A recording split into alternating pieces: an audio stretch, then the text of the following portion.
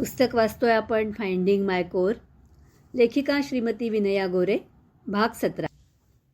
माझे आता होते 2 केंद्रबिंदू. माझ्यावर सोपवलेलं काम आणि करिअर प्लॅनिंग, ज्याबद्दल मला कुठे कुठे आणि काय काय शिकायला मिळेल ते मी अधाशासारखं शोधत राहिले.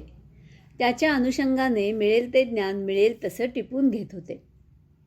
सुरुवातीच्या दिवसात मी भाबडी होते. अजून 12 गावचं पाणी प्यायले नव्हते. लोकांच्या सांगण्यावर लगेच पूर्ण विश्वास ठेवत होते. बेटी लेहान हॅरगॅन या लेखिकेचं गेम्स मदर नेव्हर टॉट यू हे पुस्तक 1977 साली प्रसिद्ध झालं आणि अमेरिकेत प्रचंड खळबळ माजली. पुरुषाला लहानपणापासून स्पर्धात्मक वातावरणात वाढवले जाते, तर स्त्रियांना परिस्थितीशी समजूतदारपणे कसं जुळवून घ्यावं हे शिकवलं जातं. पुरुषप्रधान कॉर्पोरेट जगतात स्त्रीला कसे गृहीत धरले जाते यावर प्रथमच सडेतोड भाष्य केलं गेलं. What every woman who works should know about breaking through the male monopoly of success. मी खाडकन जागी झाले.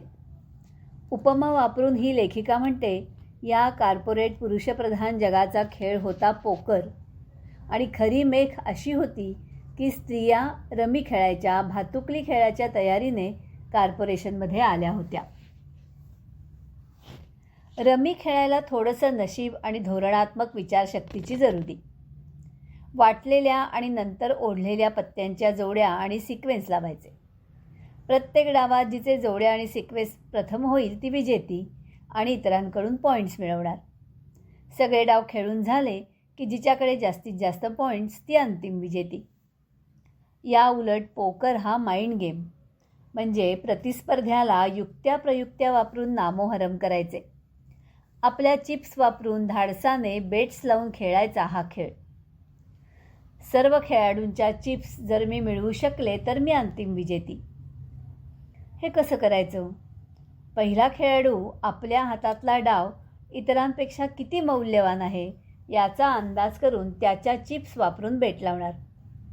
पुढचा खेळाडू आधीची बेट मॅच करणार, वाढवणार किंवा नुकसान स्वीकारून खेळातून बाहेर पडणार. शेवटी 1 किंवा 2 खेळाडू उरेपर्यंत असे बेटिंगचे राऊंड चालू राहतात. जर सगळे बाहेर पडले आणि एकच खेळाडू उरला तर त्याला स्वतःचा डाव न दाखवता सुद्धा सगळ्या चिप्स मिळणार. शेवटपर्यंत 2 खेळाडू उरले तर ज्याचा डाव जास्त मौल्यवान तो अंतिम विजेता. हे सगळं सांगायला सोपं आहे, पण इतरांना बाहेर कसं पडायला लावायचं हे तर खेळाचं कौशल्य. त्यासाठी डाव कितीही चांगला किंवा वाईट असो, खेळाडू एकमेकांना चॅलेंज देणार, ब्रॅगिंग करणार, स्वतःच्या मनात काय आहे ते इतरांना कळू न देता त्यांच्या मनावर ताबा मिळवण्याचा प्रयत्न करणार, थापा मारणार, त्यांची दिशाभूल करणार. त्यासाठी पोकर फेस म्हणजे निर्विकार चेहरा, बोलीभाषा, खाणाखुणा आणि इतर जी काही टूल्स लागतील ती वापरणार. थोडक्यात खरं असो वा खोटं, खेळाडू असा आविर्भाव आणणार की त्याच्याकडे जणू काही सर्वात मौल्यवान डाव आहे आणि त्यामुळे सगळे आपोआपच बाहेर पडतील. जो शेवटपर्यंत टिकणार त्याच्याकडे गोळा झालेल्या चिप्स म्हणजे पैसा, पॉवर आणि प्रभाव. त्यासाठी ही जीवघेणी स्पर्धा, चढाओढ आणि कट थ्रोट राजकारण, ज्यात साहजिकच अगदी अमेरिकेतल्या स्त्रियाही खूप मागे पडत. नोकरी की करिअर, माझ्यासमोर 2 पर्याय. नोकरी करताना मी माझं अभियांत्रिकी ज्ञान, हार्ड स्किल्स विकसित करत राहणार. माझी प्रगती होणार, पण ती लहान टप्प्यात आणि माझ्या अभियांत्रिकी विद्याशाखेच्या मर्यादित. आमूलाग्र बदल त्यात होणार नाही. मी जास्तीत जास्त वेळ माझ्या कम्फर्ट झोनमध्ये राहू शकेन. पण करिअर म्हणजे मला प्रथम पोकरमध्ये सराईत व्हायला, तज्ज्ञ व्हायला हवं. पिढ्यानपिढ्या रुजलेली गौर पुरुषप्रधान संस्कृती आतून बाहेरून शिकणं मला क्रमप्राप्त होतं. त्यात सामील होणं, उठून दिसणं आणि सरते शेवटी यशस्वी होणं याला पर्याय नव्हता. आणि त्याचा अर्थ बहुतेक वेळ कम्फर्ट झोनच्या बाहेर राहायचं. अभियांत्रिकी ज्ञानाच्या मर्यादेपलीकडे जायचं म्हणजे स्ट्रेस, टेन्शन, रिस्क, भीती आणि मानसिक ताण. पण त्याशिवाय नवीन, भन्नाट आणि आश्चर्यकारक गोष्टी घडणार नाहीत.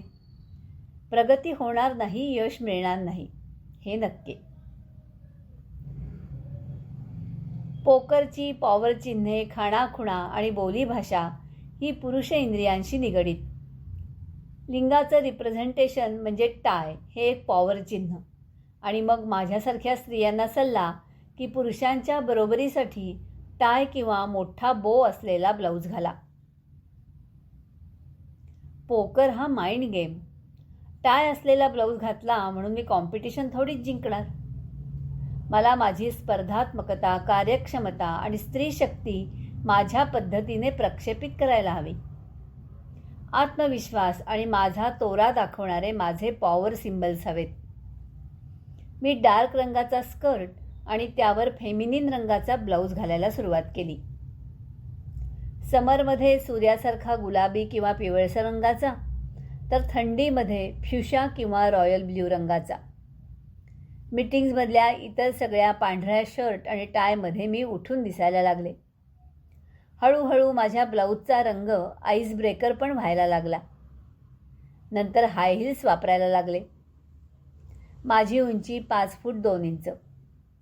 पुरुषांच्या डोळ्यात डोळा घालून उत्तर द्यायला उंची वाढली. हाय हिल्स घालून चालण्याच्या डौलातून माझा आत्मविश्वास दिसायला लागला. पुरुषांसारखा जोरदार हँडशेक करायला शिकले.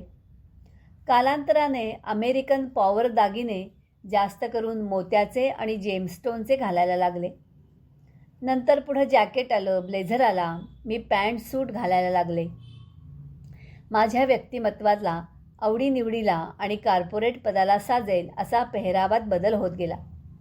पण टाय किंवा मोठा बो असलेला ब्लाऊज कधीच त्यात आला नाही. न्यू जर्सीमधला माझा मित्र गी एकदा म्हणाला होता, निसर्गाकडे बघ, कुठले पक्षी आणि त्यांचे रंग आपल्याला आकर्षित करतात. ती रंगाची जोडणी आपल्या सुप्त मनात वेगवेगळे ठसे उमटवून जाते. मी हीच कल्पना वापरून माझा पॉवर युनिफॉर्म विकसित करत गेले. माझ्या गौरवर्णीय पुरुष सहकाऱ्यांकडे पोकर चिप्स आहेत हे गृहीतच. लहानपणी टॉयगन्स आणि युद्धाचे खेळ, नंतर मारामारीचे खेळ, अमेरिकन फुटबॉल, शिकार, लढाईसारखे टीम स्पोर्ट्स, शिवाय इतर पुरुषांचे मार्गदर्शन. त्यामुळे स्पर्धा, मैत्री, नियम, मिलिटरीसारखं शिस्तीचं वातावरण याची अगदी पहिल्यापासून सवय. सर्वात महत्त्वाचं म्हणजे winning is the only thing याची पहिल्यापासून जाणीव आणि त्या दृष्टीने पावले टाकायची सवय. थोडक्यात गौरवर्णीय पुरुषांना कॉर्पोरेट जगात उपजतच विशेष हक्क, अधिकार आणि मान.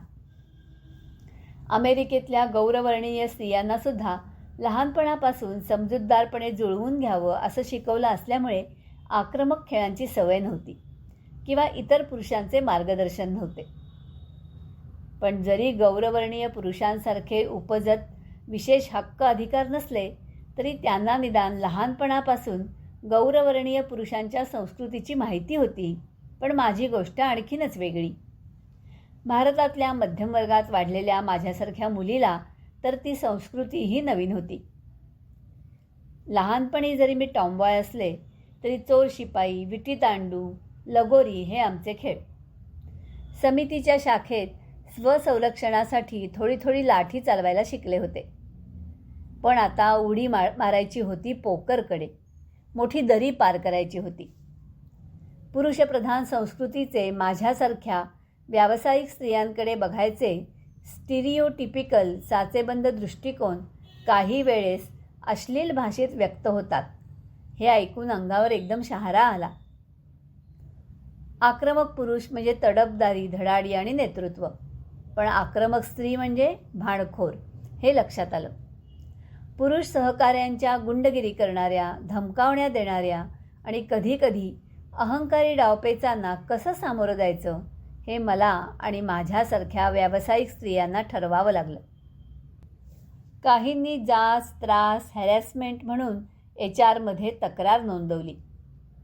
काहींनी हे असं असणारच म्हणून जमेल तशा आजूबाजूने वाटा काढल्या. तर माझ्यासारख्या काहींनी नतमस्तक न होता समोरासमोर डोळ्यात डोळा घालून ॲसर्टिव्ह, खंबीर कसं व्हायचं ते शिकायचं ठरवलं. करिअरमध्ये प्रगती करायला आव्हानांची भिंत नेहमी सुरुंग लावून पाडूनच पलीकडे जायला पाहिजे असं नाही.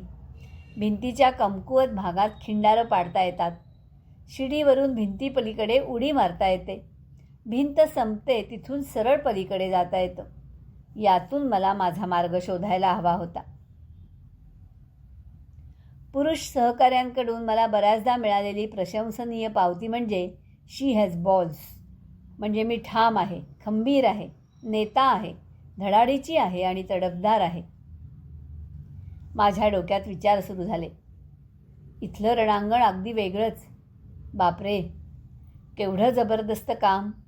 त्यात स्पर्धा, चढाओढ, राजकारण, समतोल क्षेत्र नाही. मला पॉवर कोणी आपणहून देणार नाही. ती हस्तगत करावी लागणार होती. या पुरुषप्रधान जंगलातून मला स्वतःच्या वाटा शोधायच्या होत्या. माझ्याकडे काय टूल्स आहेत? मी कसं शिकणार? शिकले तरी ते आचरणात आणायचं हे फारच मोठं धाडस. सगळ्यांसमोर चुका होणार, लोक मला हसणार आणि पेचात टाकणार. बहुतेक वेळ कम्फर्ट झोनच्या बाहेर राहायला लागणार. बराच विचार करून मनात धाकधूक होती तरी ठरवलं, करिअर करायचं. ठरलं, शिकायचं. चुकलं तरी आणि ते चुकणारच. पुन्हा पुन्हा घोड्यावर बसायचं. मिळेल तसा मदतीचा हात घ्यायचा, मात्र लगाम आपल्या हातात ठेवायचा. चुकांमधून शिकत जायचं. सुदैवाने पुढच्या आयुष्यात मी सक्रियपणे पुढाकार घेऊन शोधत असताना मदत करणारे, दिशा दाखवणारे असे अनेक पुरुष, मेंटॉर, साथीदार, स्पॉन्सर्स, सहकारी, नेटवर्किंग पार्टनर अशा विविध रूपात भेटले आणि ते माझ्या यशस्वी करिअरचे भागीदार झाले. काही पुरुषांनी सिनियर लीडर्स म्हणून मदत करणे ही त्यांची नैतिक जबाबदारी मानली. नकळत होणारा व्यावसायिक स्त्रीवरचा पक्षपात काहींच्या लक्षात आला. काही कृष्णवर्णीय पुरुषांनी अशा पक्षपाताला तोंड दिले असल्याने त्यांनी मदत केली. तर काहींना भविष्यात आपल्या मुलींच्या बाबतीत असा पक्षपात होऊ नये म्हणून आजच काहीतरी करायचं होतं. कारण काही का असेना, मदतीसाठी मला पुढाकार घ्यावा लागला. ती काही उत्स्फूर्तपणे माझ्या हातात पडली नाही. क्रमशः अभिवाचन निलिमा नातू.